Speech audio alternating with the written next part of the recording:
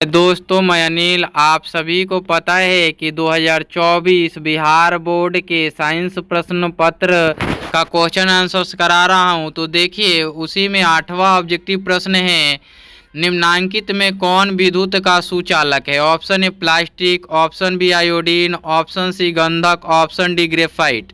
इसका सही उत्तर मैं आपको बताऊं ग्रेफाइट होगा। ग्रेफाइट ही क्यों? तो ग्रेफाइट इसलिए कि इसमें धातु के जैसे विद्युत का चालन करने की प्रवृत्ति पाई जाती है। ये कार्बन के अपरूप है। कार्बन खुद में अधातु है और कार्बन के 3 अपरूप क्या क्या, ग्रेफाइट और हीरा और फ्लोरीन 3 हो गए।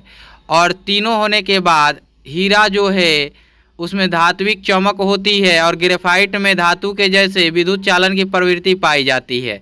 आयोडीन ऑप्शन बी जो हो गया, आयोडीन ये चमक तो रखते हैं धातु के जैसे, लेकिन ये मूलतः अधातु है। क्यों? ये समूह 17 के तत्व हैं, फ्लोरीन, क्लोरीन, ब्रोमीन, आयोडीन और स्टैटिन। स्टैटिन में उपधातु, हम जानते हैं कि किसी भी समूह में ऊपर से नीचे की ओर आते हैं तो तत्व के धातुई गुण बढ़ते हैं, तो स्टैटिन उपधातु हो जाता है।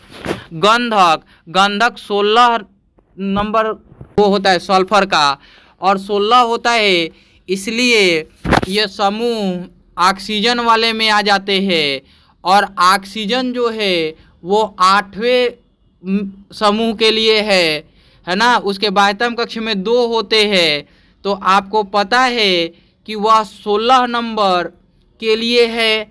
और इधर से 8 हुआ तो ये 2 दर्शाते हैं, और इनके बाह्यतम कक्ष में उपस्थित इलेक्ट्रॉन, तो इधर भी मैग्नीशियम में भी 2 आते हैं और उधर भी 2 आते हैं, तो वो 2B हो जाते हैं। तो इस प्रकार से ज़्यादा क्लियर समझने के लिए उसको मैं एक एक पार्ट पीरियोडिक टेबल का पढ़ाऊंगा, तब पता चलेगा। इसमें ये जानिए कि ये 16 नंबर तत्व हैं और समूह 16 के तत्व हैं, और ये ऑक्सीजन के नीचे स्थित होते हैं। कौन? गंधक यानी सल्फर। और प्लास्टिक जो है, प्लास्टिक अपने आप में ये पॉलीविनाइल होता है, और इसमें काफ़ी मतलब वो बहुलक के श्रेणी में आते हैं, और इसमें बहुत सारे पदार्थ के गुण पाए जाते हैं। इनके केमिकल संरचना अलग अलग प्लास्टिक के अलग अलग होते हैं, तो इसलिए ये विद्युत का चालन नहीं करते हैं। तो आप समझ पाए होंगे कि डी क्यों होगा, ग्रेफाइट ही होगा, है ना।